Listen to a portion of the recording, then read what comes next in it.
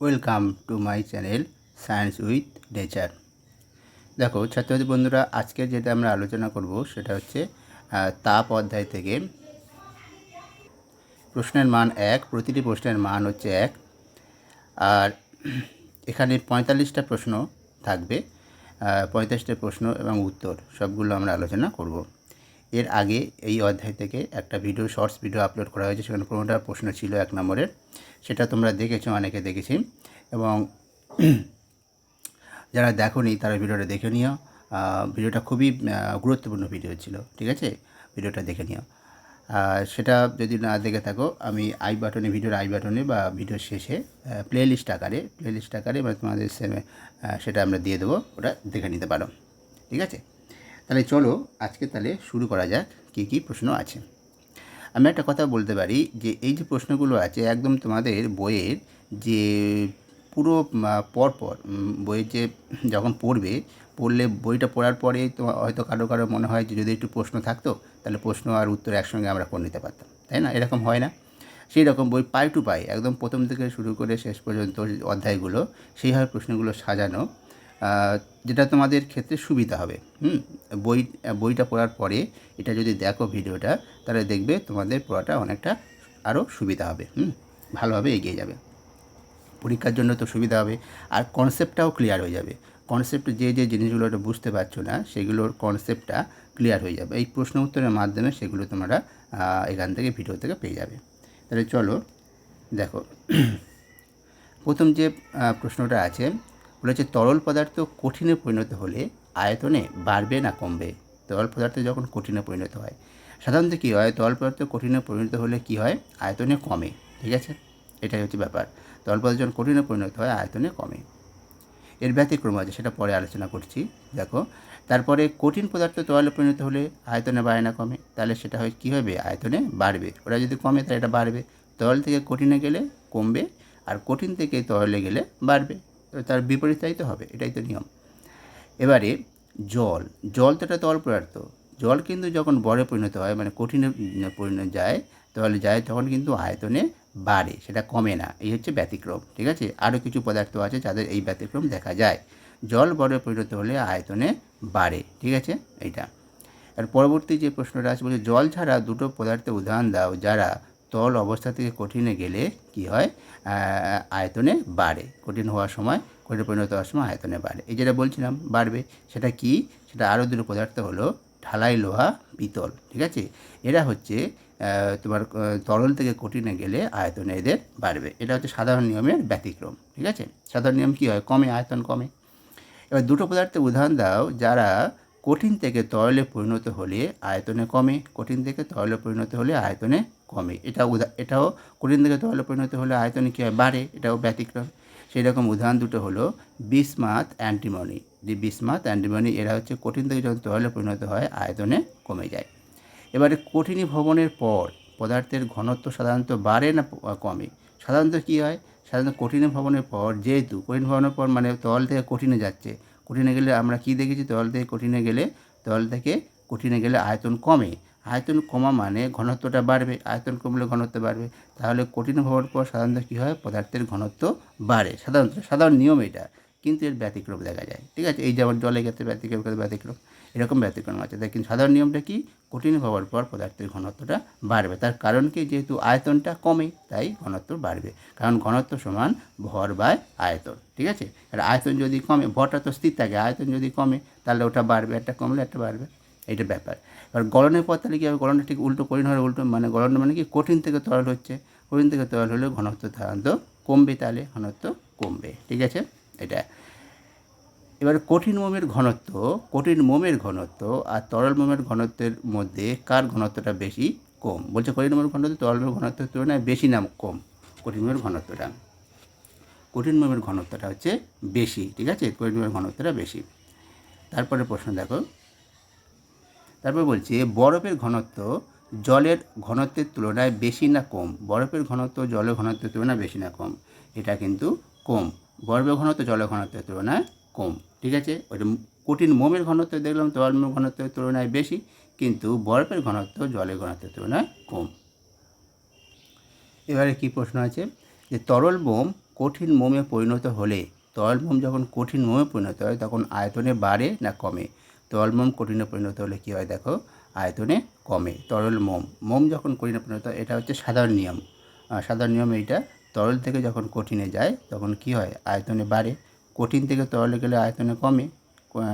তরল থেকে কঠিনে হলে, তরল থেকে কঠিনে সাধারণ নিয়ম, এটা সাধারণ নিয়ম কি, তরল মোম যখন কঠিন মোমে পরিণত হয় তখন আয়তনে কমে কিন্তু, ঠিক আছে, আয়তনে কমে, সাধারণ নিয়ম।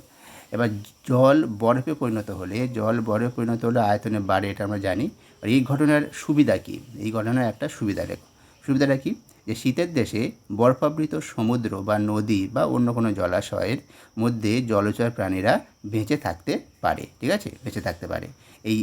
এই কারণটার জন্য কারণটা কি, যে মানে উপরের জল বরফে পরিণত হলেও নিচের জল, মানে যখন শীতের দেশে কি সমুদ্রটা বরফে পরিণত হয়ে যাচ্ছে, মানে জলাশয়ের উপরের জলটা তারা কি বরফে পরিণত হয়ে যায়, তখনও নিচের জল কিন্তু সে বরফ হয় না, বরফ হতে পারে না। উপরের জল বরফ হয়ে আসে, কিন্তু নিচের জল বরফ হতে পারে না, কেন সেই উষ্ণতাটা 4°C বেশি থাকে। এবার যার জন্য এই জলচর প্রাণীরা বেঁচে থাকতে পারে, ঠিক আছে, এই হচ্ছে একটা সুবিধা।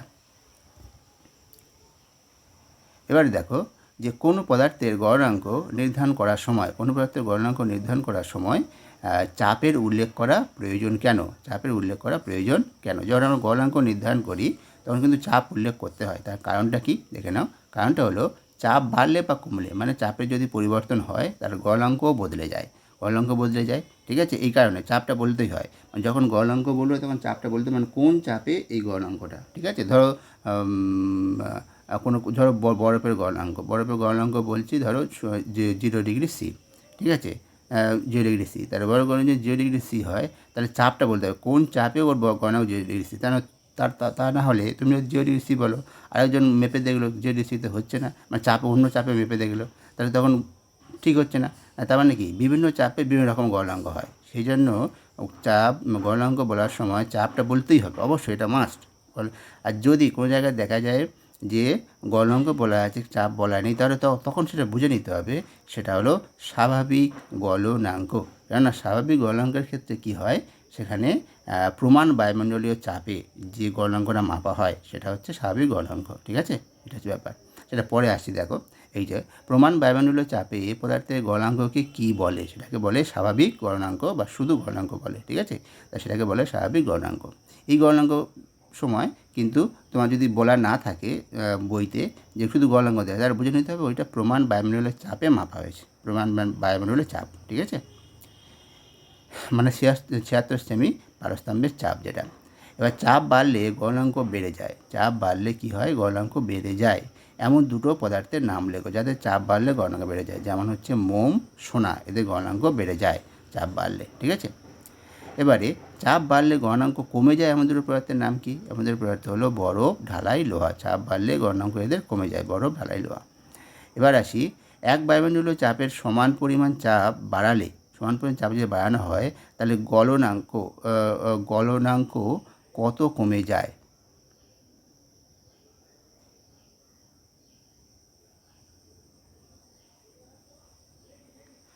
এইটা প্রশ্নটা হবে, এখানে দেখো এই প্রশ্নটা হবে যে এক বায়ুমণ্ডলীয় চাপের সমান পরিমাণ চাপ বাড়লে বরফের গলনাঙ্ক কত কমে যায়, ঠিক আছে।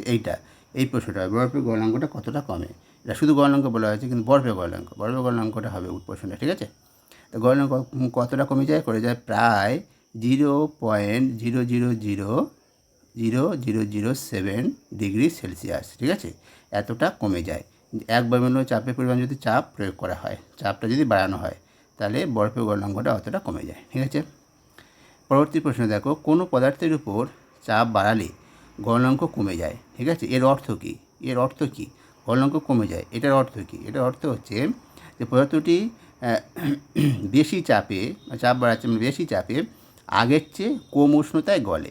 গলনাঙ্ক কমে যাওয়ার অর্থ হলো গলনাঙ্ক যে উষ্ণতায় আগে গলতো এখন আরও কম উষ্ণতায় গলবে, ঠিক আছে, এইটা হচ্ছে ব্যাপার। এবার কোনো পদার্থের উপর, তাহলে এবার যদি কোনো পদার্থের উপর চাপ বাড়ালে গলনাঙ্ক বেড়ে যায়, সেক্ষেত্রে তাহলে তার অর্থ কী?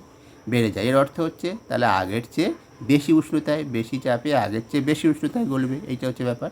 তাই দেখা যাচ্ছে পুরোপুরি ধারণা ক্লিয়ার করা প্রশ্ন, একদম পুরো তোমাদের ধারণাগুলো ক্লিয়ার হয়ে যাবে, সেই অনুযায়ী প্রশ্নগুলো তৈরি করা হয়েছে। ঠিক আছে, ধরো এই প্রশ্নগুলো তোমাদের পরীক্ষাতে হয়তো হয়তো নাও আসতে পারে, আবার আসলেও আসতে পারে। যদি স্যার সেরকম হয় যে ধারণা অনুযায়ী প্রশ্ন করে, তাহলে এই পরীক্ষা মানে কিছু কিছু এখান থেকে তো প্রশ্ন তোমার আসবেই আসবে, এটা নিশ্চিত। কিন্তু সব প্রশ্ন নাও আসতে পারে, কিছু কিছু প্রশ্ন যেগুলো ধারণাযুক্ত যে প্রশ্নগুলো, সেই প্রশ্নগুলো যদি সেই স্যার তেমন হয় তাহলে দিতে পারে, না হলে না দিতে পারে। কিন্তু তোমাদের ধারণা কনসেপ্টটা ক্লিয়ার করার জন্য এই প্রশ্নের উত্তরগুলো জানা প্রয়োজন, সেই জন্য এখানে দেওয়া। ঠিক আছে, এবারে তারপর হচ্ছে কোন ধরনের পদার্থের ক্ষেত্রে চাপ বাড়ালে গলনাঙ্ক বেড়ে যায়। কোন ধরনের পদার্থের ক্ষেত্রে চাপ বাড়ালে গলনাঙ্কটা বেড়ে যায়। দেখো, কোন ধরনের পদার্থ যাদের চাপ বাড়ালে গলনাঙ্ক বেড়ে যায়, সেই ধরনের পদার্থ যেসব পদার্থ কঠিন থেকে তরল হওয়ার সময় আয়তনে বাড়ে, এই ধরনের পদার্থের ক্ষেত্রে এটা হয়। ঠিক আছে, তা যেসব পদার্থ কঠিন থেকে তরল যখন হয় তখন আয়তনে বাড়ে, তাদের ক্ষেত্রে চাপ বাড়ালে গলনাঙ্কও বেড়ে যায়। ঠিক আছে, আর কোন ধরনের পদার্থের ক্ষেত্রে চাপ বাড়ালে গলনাঙ্ক কমে যায়, তাহলে যেসব পদার্থ কঠিন থেকে তরল হওয়ার সময় কি হয়, আয়তনে কমে, কঠিন থেকে তরল হওয়ার সময় আয়তনে কমে, তাদের ক্ষেত্রে চাপ বাড়ালে গলনাঙ্কটা কমে যায়। ঠিক আছে, আর পরবর্তী প্রশ্ন চলো দিকে না যায়। বলছে এক বায়ুমণ্ডলের চাপের সমান চাপ বাড়ালে মোমের গলনাঙ্ক কত বেড়ে যায়, কতটা বেড়ে যায়। দেখো কতটা বেড়ে যায়, মোমের গলনাঙ্কটা বেড়ে যায় প্রায় 0.04 ডিগ্রি সেলসিয়াস। ঠিক আছে, এতটা বেড়ে যায়। এবার বলছে ফিউজ তার কোন কোন ধাতু মিশিয়ে তৈরি করা হয়। ফিউজ তার কোন কোন ধাতু মিশিয়ে তৈরি করা হয়।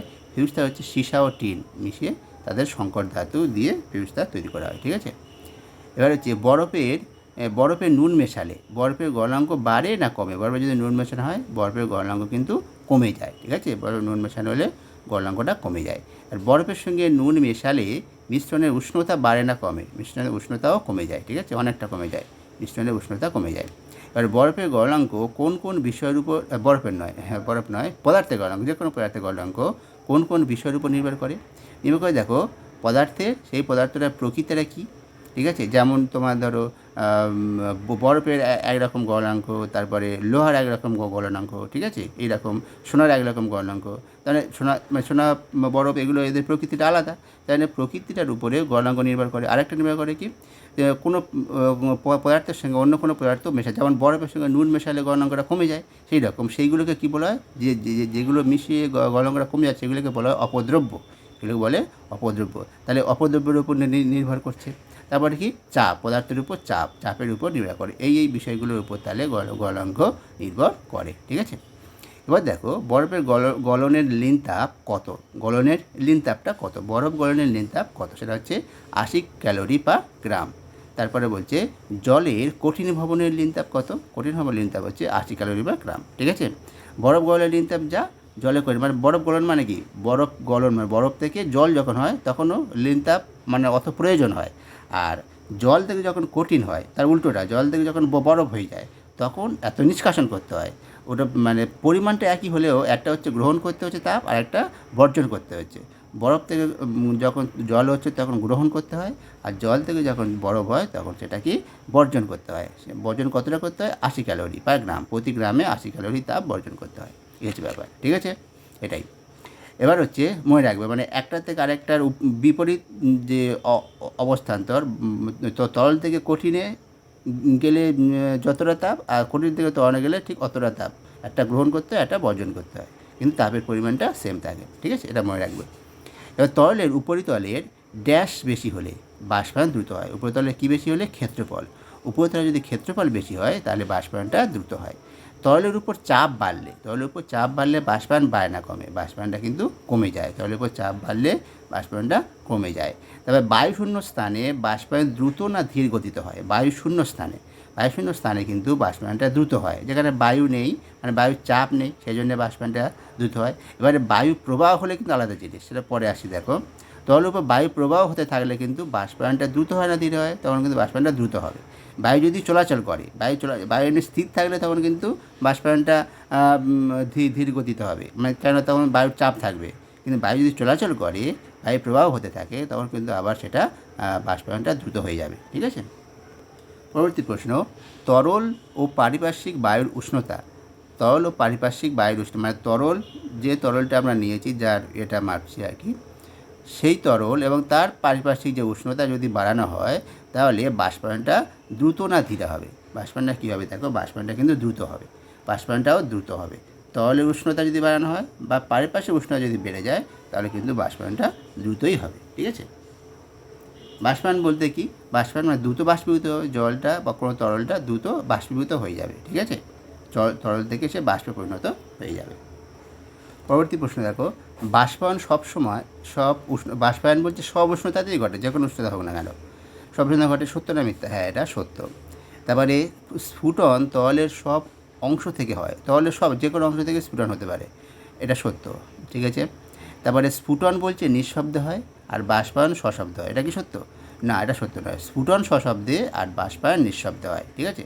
বাষ্পায়ন যখন, যেমন ধরো তুমি জামা কাপড় শুকোতে দিয়েছো, সেখান থেকে বাষ্পীভূত হয়ে চলে যাচ্ছে, তুমি কি সেটা তখন কি শব্দ হয়? শব্দ হয় না। কিন্তু তুমি যখন জল ফোটাও, তখন কি একটা শাঁসা করে একটা শব্দ হয়। ঠিক আছে? এটা শব্দ বার হয়।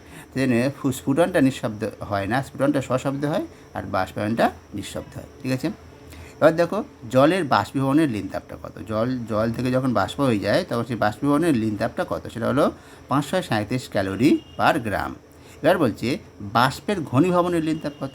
মানে এবার বাষ্প থেকে যখন জল হয়ে যাচ্ছে, তখন তার ঘনীভবন বলা হয়, তখন সেটাকে ঘনীভবনের লিনতাপ কত? সেটাই একই হবে। ঠিক আছে? একটা থেকে আরেকটা গেলে যা হয়, সেই আরেকটা থেকে সেইটাই ফিরে এলে সেই একই তাপ বর্জন করতে হবে। যতটা তাপ গ্রহণ করেছিল, ততটা তাপ বর্জন করলে সেটাই হয়ে যাবে। সেটাই তাহলে 537 ক্যালোরি পার গ্রাম। ঠিক আছে? এবার ঘাম শুকিয়ে যাওয়ার অর্থ কী? ঘাম শুকিয়ে যাওয়ার এর অর্থ কী? এর অর্থ হচ্ছে যে ঘামটা বাষ্পীভূত হয়ে যাওয়া। ঠিক আছে? বাষ্পীভূত হওয়া। তারপর হাতে স্পিরিট বা ইথার ঢাললে কীরকম অনুভূতি হয়? স্পিরিট বা ইথার ঢাললে কীরকম অনুভূতি হয়? অনুভূতি খুব ঠান্ডা বোধ হয় বা অনুভূতি হয়, খুব ঠান্ডা বোধ হয় স্পিরিট ঢাললে। অ্যালকোহল ও গ্লিসারল এর মধ্যে কার বাষ্পায়নের হার বেশি? কার বাষ্পায়নের হার বেশি? দেখো, বেশিটা হচ্ছে অ্যালকোহলের বাষ্পায়নের হারটা বেশি, মানে অ্যালকোহল দ্রুত বাষ্পীভূত হয়ে যায়। ঠিক আছে? এবার হচ্ছে জল ও ইথারের মধ্যে কার বাষ্পায়নের হারটা কম? বাষ্পায়নের হার কম হলো জলের, ইথারের বাষ্পায়নের হারটা বেশি, কিন্তু জলের বাষ্পায়নের হারটা কম। ঠিক আছে? তারপরে যে তরল যত বেশি উদ্বায়ী, তার স্ফুটনাঙ্ক তত কম, এটা সত্য না মিথ্যা? তার স্ফুটনাঙ্ক তত কম। হ্যাঁ, এটা সত্য। যে তরল যত বেশি উদ্বায়ী, মানে তো খুব তাড়াতাড়ি উবে যায় আর খুব তাড়াতাড়ি উবে যায়, তার মানে কি স্ফুটনাঙ্কটা বেশি বলে এটাই হয়, মানে স্ফুটনাঙ্ক বেশি না, স্ফুটনাঙ্কটা কম বলে। স্ফুটনাঙ্কটা বেশি হলে সেটা হতো না, স্ফুটনাঙ্ক কম, তাড়াতাড়ি ফুটে যায়, ফুটে গিয়ে বাষ্পীভূত হয়ে চলে যায়। ঠিক আছে? এটা বলছে যত যত যত উদ্বায়ী, তত তার স্ফুটনাঙ্কটা কম হবে, এটা সত্য। ঠিক আছে? তারপর সাধারণত কম তাপমাত্রায় জলের স্ফুটন হয়, সাধারণত কম না, কত তাপমাত্রায় জলের স্ফুটন হয়? সাধারণত হয় যে 100 ডিগ্রি সি তাপমাত্রায়। তখন কিন্তু চাপটা থাকতে হয় প্রমাণ বায়ুমণ্ডলীয় চাপ, মানে বায়ুমণ্ডলীয় চাপ থাকতে হয়, তখন হচ্ছে 100 ডিগ্রি সি তাপমাত্রায় জলের স্ফুটন হয়। ঠিক আছে? এটা মনে রাখতে হবে। এবারে হচ্ছে যে জলে নুন মেশালে কত তাপমাত্রায় ওই নুন জলে স্ফুটন হয়? জলে নুন মেশালে কত তাপমাত্রা, ওই তারপরে শুধু জল ফোটালে 100 ডিগ্রি সি তাপমাত্রায় স্ফুটন শুরু হয়, কিন্তু জলে যখন নুন মেশানো হয় তখন কিন্তু বেড়ে যায়, তখন সেটা হয়ে যায় 109 ডিগ্রি সি তাপমাত্রায়। ঠিক আছে? এটাই। পরবর্তী যে প্রশ্নটা দেখো, পরবর্তী প্রশ্নটা কি?